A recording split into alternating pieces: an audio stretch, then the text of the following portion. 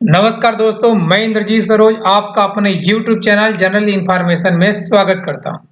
अभी हम देखने वाले एक आर्टिकल जो कि इजराइल से रिलेटेड है।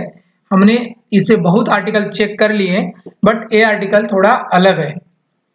इजरायली टैंकों ने लेबनान में यूएन सुविधा गेट पर हमला किया।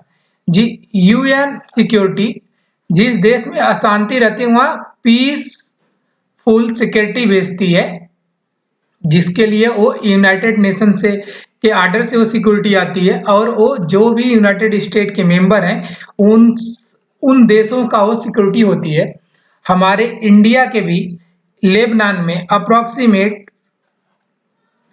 पीस सिक्योरिटी के रूप में 500 से 600 इंडियन सोल्जर्स वहां ड्यूटी कर रहे हैं, क्योंकि यूनाइटेड नेशन का हम भी मेंबर हैं। तो हम उसके हिसाब से हमें अपना सैनिक भेजना पड़ेगा जहां भी यूनाइटेड नेशन का जरूरत होगा। तो हमारे सैनिक जाएंगे या फिर किसी और के देश के अगर यूनाइटेड नेशन के रूप में आएंगे तो कहीं रहेंगे, जहां पे रहेंगे यही बोल रहा है। यूएन सुविधा जो यूएन सुविधा प्रोवाइड करती है उसके गेट पर हमला किया किसने? इजरायली टैंकों ने। इस चीज का ही है कि इसी पे आर्टिकल है कि ऐसा क्यों किया इजराइल ने कि सीधे यूएन से यूनाइटेड नेशन से ये टकरा गया। इजराइल ने यूनाइटेड नेशन के अंदर टैंक भेजा क्यों?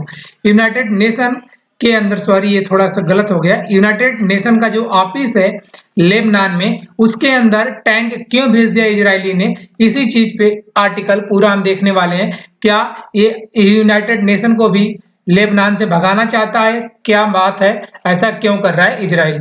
यूनाइटेड नेशन के खिलाफ है क्या इजराइल? ये भी हम इसी आर्टिकल में पता चल जाएगा कि यूनाइटेड नेशन के खिलाफ इजराइल है क्या या फिर यूनाइटेड नेशन के सपोर्ट में। पूरे आर्टिकल देखने के बाद हमें पता चलेगा। चलिए दोस्त, शुरू करते हैं। कुछ ऐसे इजराइल के टैंक है, एक इसके ऑफिस है। अब आगे से एंट्री लेके इसके अंदर घुसाएगा।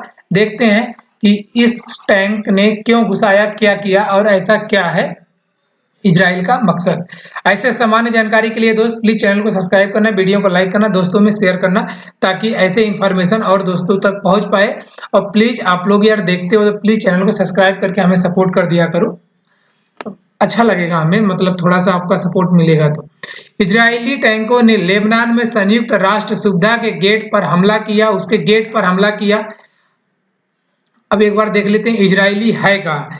प्रधानमंत्री नेतन्याहू ने संयुक्त राष्ट्र महासचिव एंटोनियो गुटेरस को एक वीडियो संदेश में कहा कि हिजबुल्लाह के गढ़ों और युद्ध क्षेत्रों में से यूनिफिल को वापस बुलाने का समय आ गया है। मतलब ये बोल रहे हैं कि लेबनान से आप यूनिफिल वापस बुला लो। अभी हम आगे चल के दिखाएंगे आपको, यूनिफिल अलग है। आईडीएफ का एक कहना है कि टैंक ने यूएनआईएफएल परिसर में प्रवेश किया, मतलब उसके परिसर में टैंक प्रवेश कर गया था, क्योंकि उसके बलों को एंटी टैंक मिसाइलों की बौछार का सामना करना पड़ रहा था। मतलब इसको जो अपोजिशन पार्टी थी, इस टैंक को एंटी टैंक मिसाइलों का सामना करना पड़ रहा था, इसलिए वो उस ऑफिस में घुस गया। और ऑपरेशन के दौरान संयुक्त राष्ट्र बलों की कोई खतरा नहीं था। मतलब उस ऑपरेशन के टाइम संयुक्त राष्ट्र बल जो है, जो वहां हमारे भी देश के गए, वहां 10,000 सैनिक हैं, उनमें कोई खतरा नहीं है। ये इजरायली बोल रहे हैं 10,000 सैनिक वहां दूसरे देश का है लेबनान में शांति के लिए। और दोस्त बात इजराइल की आए तो इजराइल का लोकेशन हम इंडिया से तो देखते हैं, बट ये केस चल कहाँ रहा है, ये सब वार हो क्या रहा है वही देखेंगे जी। ये प्यारा से इजराइल का मैप है,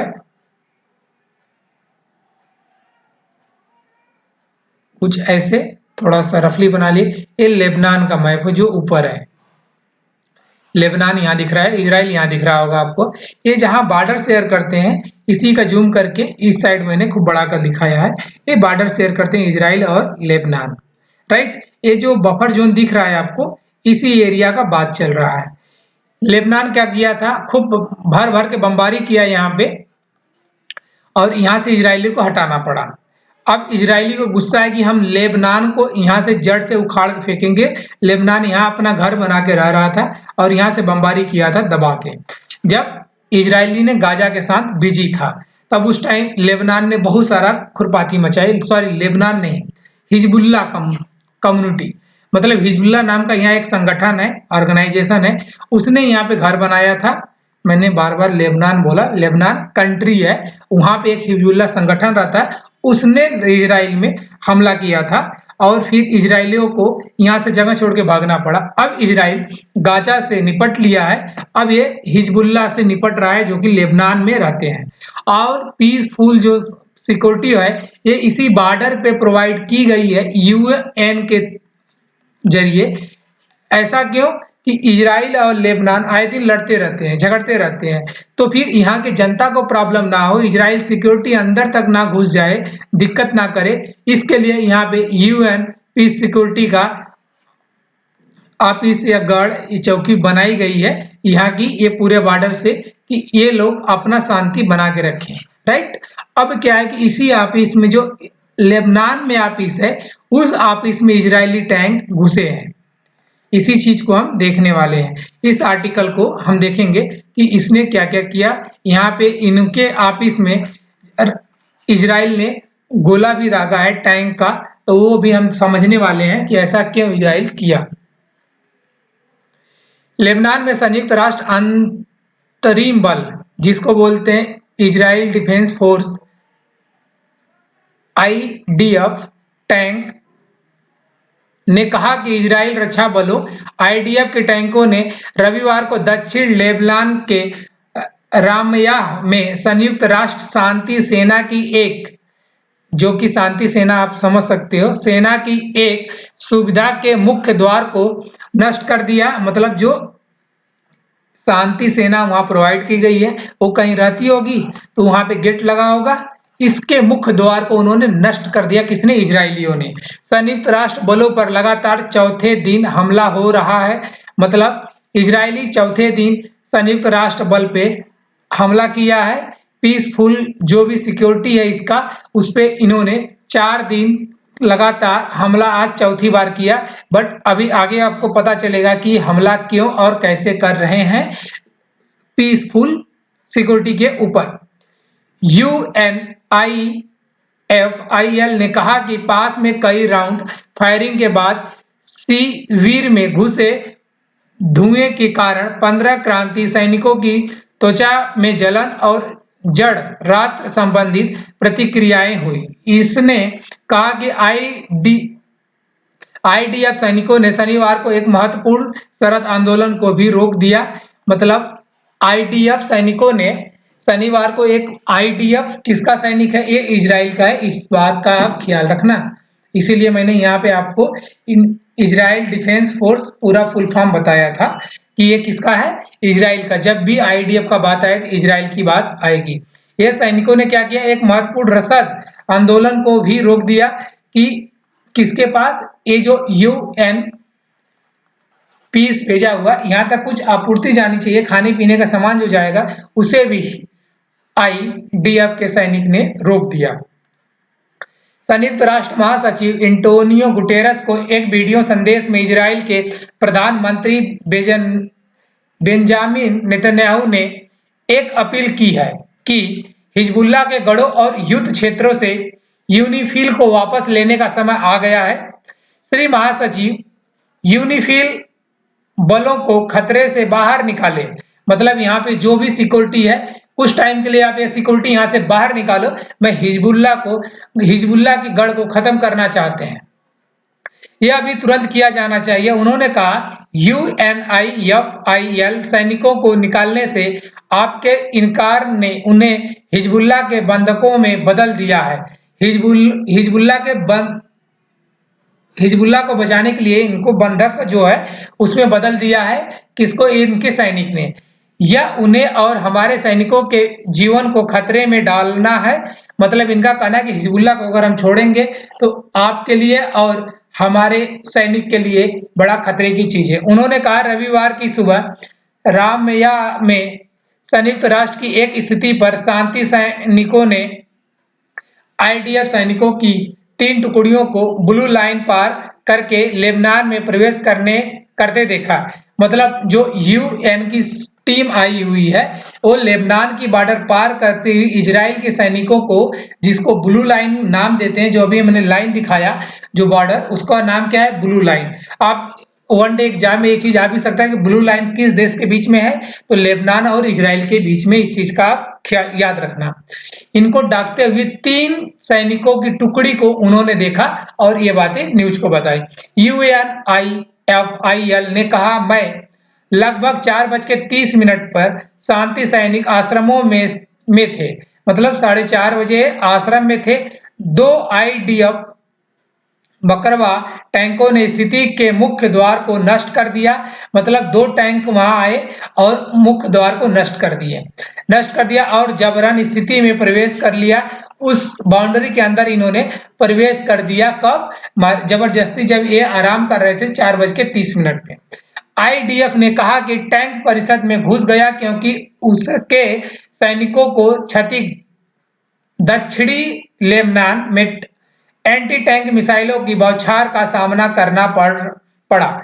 मतलब ये क्या कर रहे, दक्षिणी लेबनान में ये जो टैंक आए थे इजराइल के, इस टैंक को एंटी टैंक मिसाइल का सामना करना पड़ रहा था, इसलिए वो उस परिषद में घुसे। आगे अभी समझ में आएगा। और घायल सैनिकों को निकालने के लिए कवर प्रदान करने के लिए एक स्मोक स्क्रीन का इस्तेमाल किया गया। पूरी घटना के दौरान आईडीएफ गतिविधि से यूएनआईएफआईएल बलों को कोई खतरा नहीं था। मतलब ये जो इजरायली सैनिक आईडीएफ कुछ भी गतिविधि कर रही थी, उसे यूएन से पीसफुल सैनिक जो थी उसको कोई खतरा नहीं था। यूएन के पीसफुल सैनिक इजराइल के सैनिकों से सेफ थे। इनका कहने का यह मतलब है। आईडीएफ ने कहा इसके सैनिकों ने पूरे समय यूएनआईएफआईएल के समन्वय बनाए रखे, मतलब उनसे बात का कोऑर्डिनेशन बना के रखे थे। किसके साथ? यूएन पीसफुल सिक्योरिटी के साथ। इसके अलावा लगभग 6:40 पर उसी स्थान पर शांति सैनिकों ने 100 मीटर उत्तर में कई राउंड फायरिंग की सूचना दी। मतलब इनको लगा कि वहां से 100 मीटर दूर कई फायरिंग हुआ, जिसमें धुआं निकल रहा था। यूएनआईएफआईएल के अनुसार सुरक्षात्मक मास्क लगाने के बावजूद धुआं शिविर में प्रवेश करने के बाद 15 शांति सेवकों को त्वचा में जलन और जड़ रात संबंधित प्रतिक्रियाओं सहित कई प्रभावों का सामना करना पड़ा।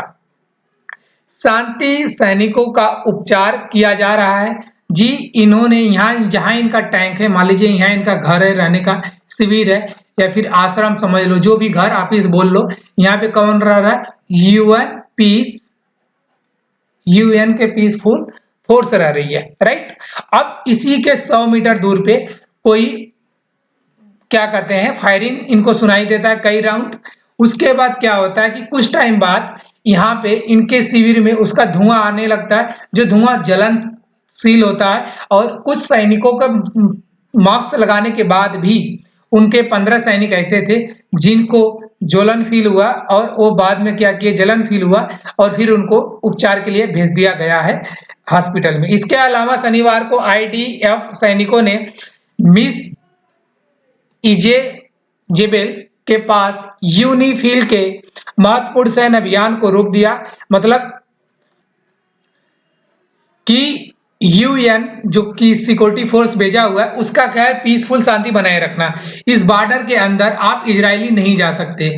जब इजरायली को इस यूएन के पीसफुल शांति वाला, क्यों बार बार मैं गलत लिख रहा हूं, सिक्योरिटी फोर्स ने रोकने की कोशिश किया, उनके अभियान को रोक दिया। मतलब कि आप यूएन वाले रुक जाओ, हम इजरायली वाले हैं, हमको हिजबुल्लाह को खत्म करने दो, जिससे उसे जाने से रोका गया। बयान में कहा गया और महत्वपूर्ण अभियान पूरा नहीं हो सका। मतलब यूएन की पीसफुल जो शांति वाला फोर्स था उसका कोई काम नहीं आया, वो कोई पीसफुल नहीं कर पाई।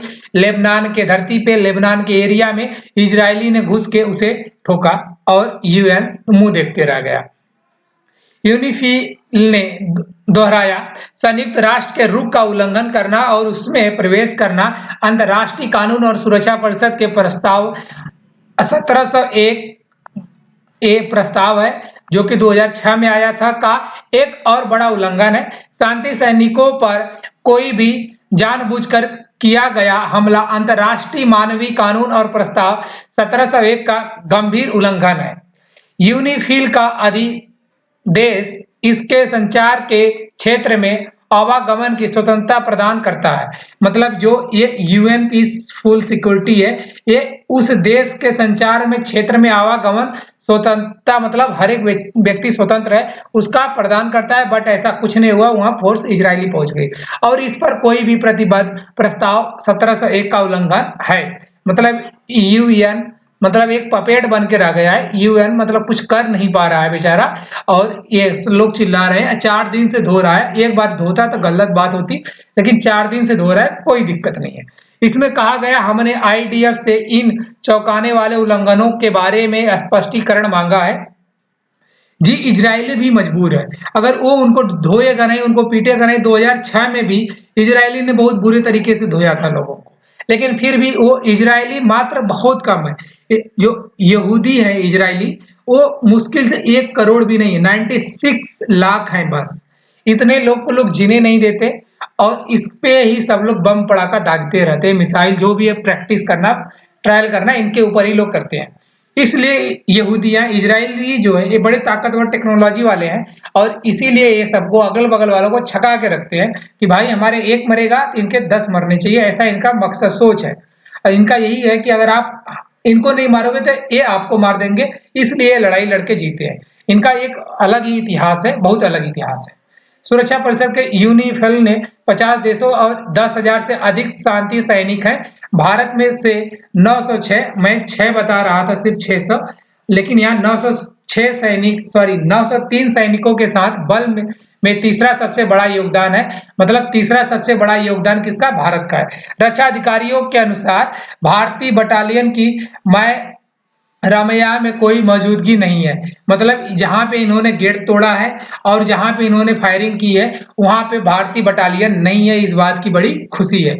चलिए दोस्त, इस आर्टिकल को मैं यहीं खत्म करता हूं और ऐसे आर्टिकल देखने के लिए प्लीज दोस्त चैनल को सब्सक्राइब करना, वीडियो को लाइक करना, दोस्तों में शेयर करना। Thank you so much.